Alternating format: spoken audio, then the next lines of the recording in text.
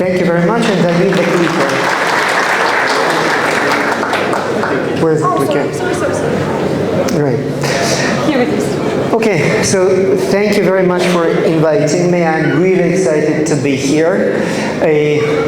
I'm sorry I don't speak Georgian, so it has to be in English, but I was extremely happy that a couple of words I could speak. I could speak product owner, I could speak Scrum Master, so my Georgian has improved.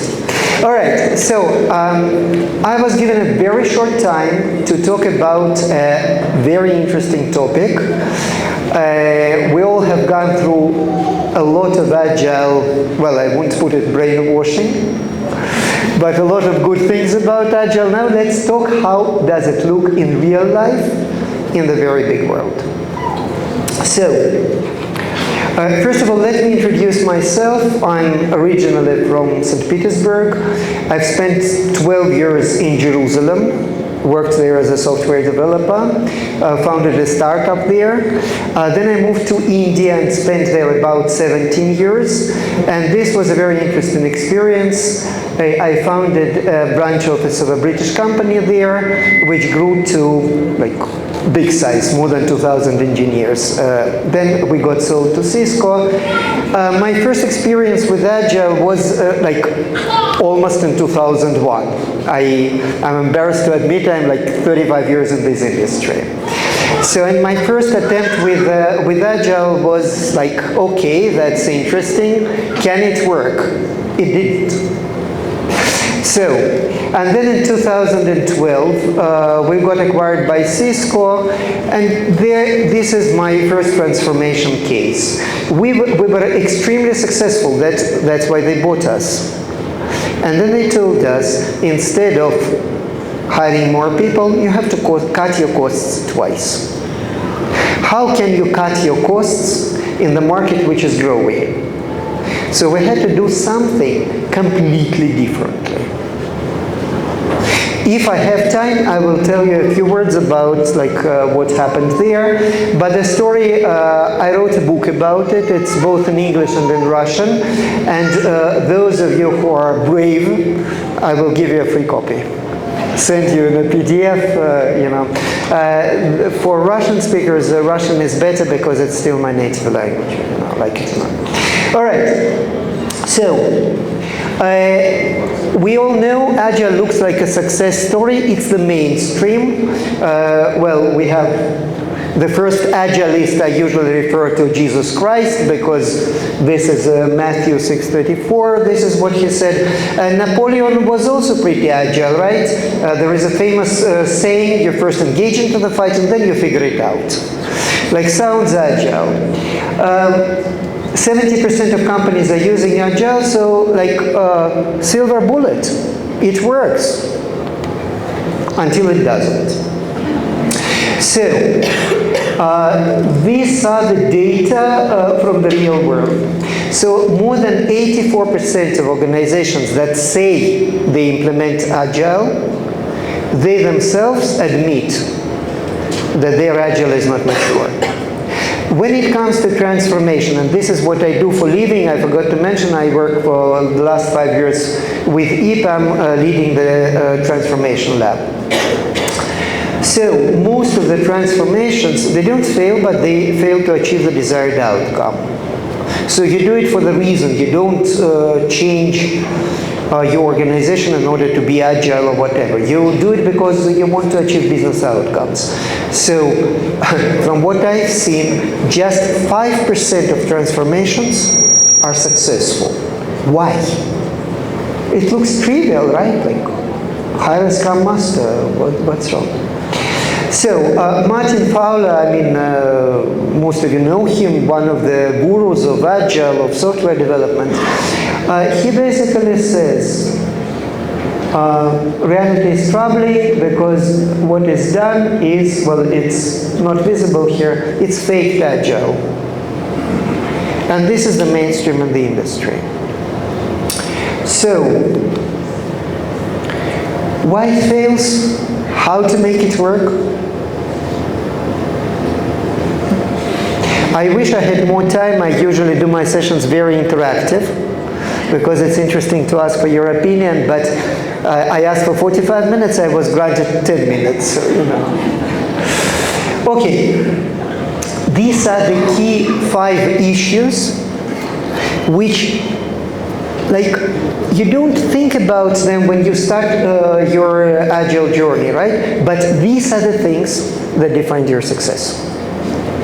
It's not about, okay, it is about user stories and this and that, but first, it's about how you measure your success. Do your management understand burn down charts? If they do not, burn down charts is a waste. If your management can read a burn down, it's an amazing management tool.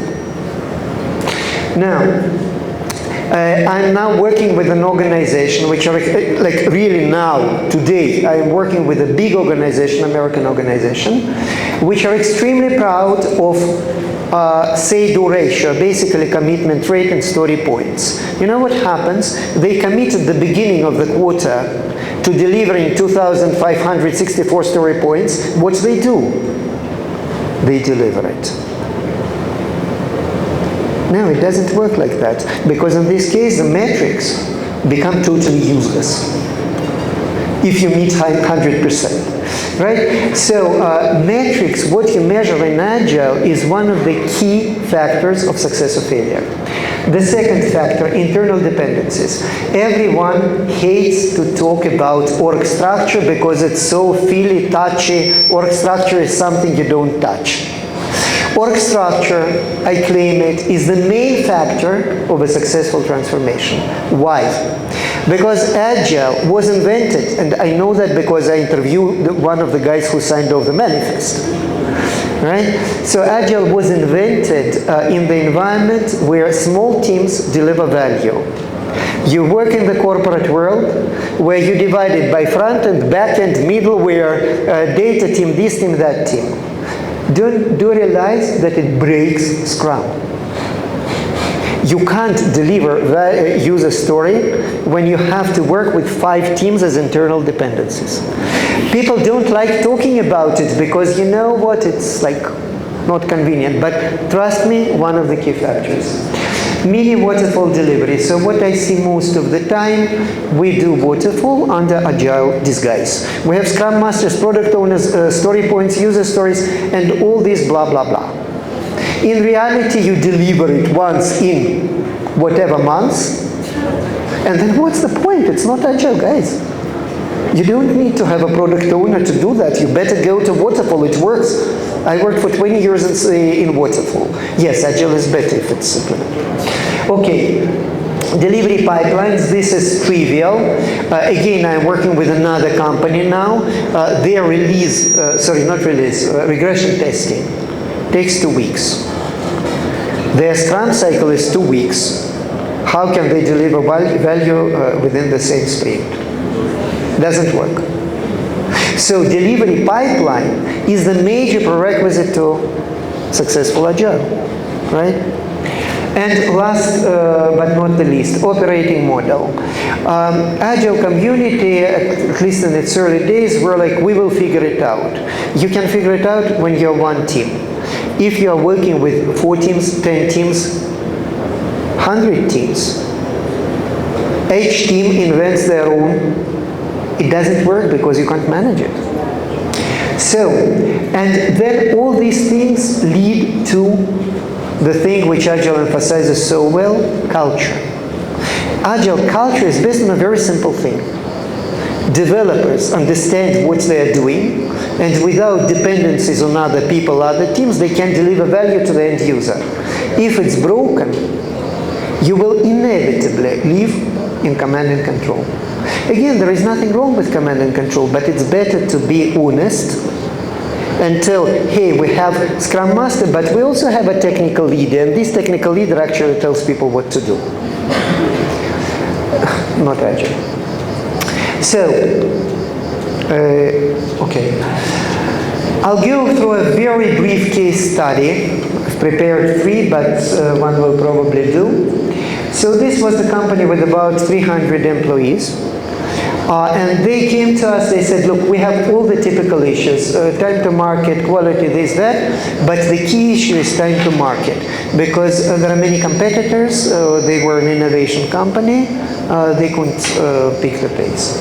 So, on the other hand, they said, no, Agile, no, we are very good at it. We've just undergone the transformation, and we have everything.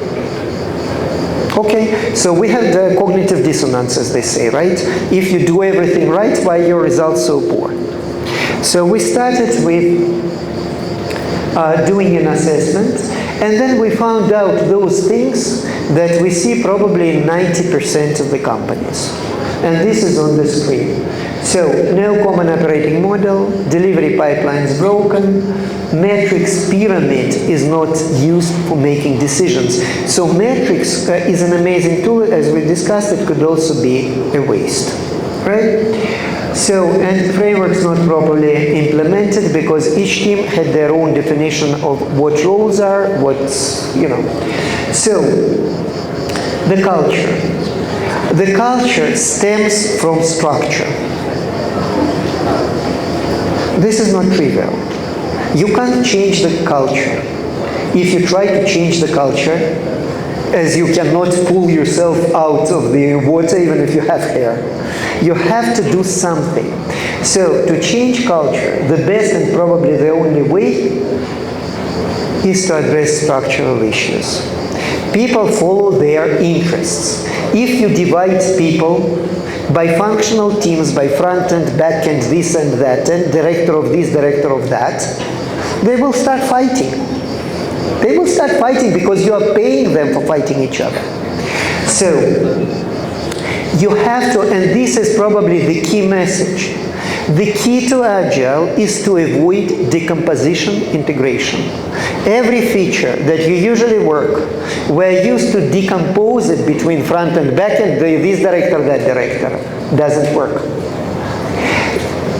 The culture of decomposition causes the lack of agility, internal delays, and broken culture. Because in this environment, only the guy who delivers tasks between different teams actually controls. This guy could be very humble and very agile. It doesn't change the structure, the essence of it. So, I'll skip the, so what we have found, in order to deliver one feature that makes sense to the customer, 3 to 7 teams had to cooperate. Is it efficient? Is it agile? Is it delivering value to end user? No way. So it's like a sack race when everyone is chained to another. People were good. Engineers are usually good. I'm sorry, it's about management. So, we offered the management, you remember the Matrix movie, 2 pills, red or blue. You want a blue pill, you will live happily and we will improve, increase, and we will happily report success. It will lead probably nowhere. The red pill will be painful because we'll have to change everything. And people don't like it. No one likes change, come on. So, they've chosen the red pill because they didn't know how painful it would be. And we've started with breaking, again, I don't have time to talk about Conway law, but this is how most of the organizations are structured, by architectural entities. We've broken it. So we've moved into classical feature teams where Scrum works. So feature teams is almost a prerequisite to establish a good working Scrum. So from this structure, you have subsystems and different functions.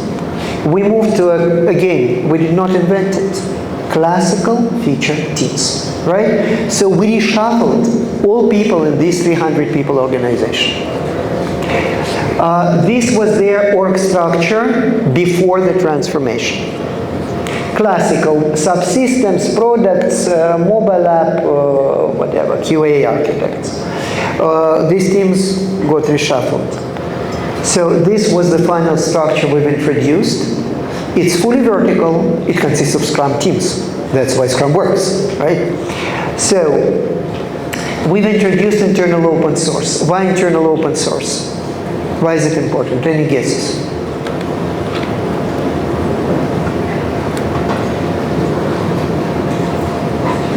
Time.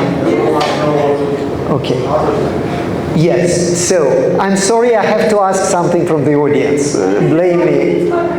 5 minutes more, thank you. I will, I need 3 minutes probably. So, why internal open source is important? It sounds technical, boring, we are agile people, why should we bother about open source? Because of simple reason. If a developer, if a Scrum team can change every piece of code by themselves, that's how you eliminate dependencies. And dependencies kill Scrum. By letting people change the code and getting rid of code ownership, you achieve results. Of course, it should be very well governed, otherwise it will be a mess, and how we govern it, it's a separate story. I'll skip that, So, the whole transformation took about 7.5 months. This is a real case. It happened last year. We had a newer case. So we moved from a component-based structure to feature team-based structure. And it was very difficult because it pains. And these are the outcomes. So we improved cycle time and lead time by a factor of 7. So this is where the magic comes from. The cultural shift was even higher. Developers started arguing with product managers because they started caring. Instead of being told, you guys do this, do that, they started thinking about business value, started arguing with their product managers about the value of features. Why we're doing it? It's crap, no one needs it. Is it good to argue? Maybe not. But it shows the change. So, what we're trying to do is to build an adaptive organization. You know that when the Agile founding fathers gathered in Utah, they were arguing about how to name Agile. And one of the proposals was to call it adaptive. It was unfortunately not selected, but it's a much better name. Why? Because adaptivity means closing the feedback loops fast. It means you have to release fast every sprint to the customer, get the feedback, move on. This is the essence. So, I'll finish here. Please, anyone who would like to talk to me, I would be more than happy. Get in touch. Vladi Ruppo, you can find me, a rare name. So, and again, thank you very much. I'm extremely happy to be here. Thank you.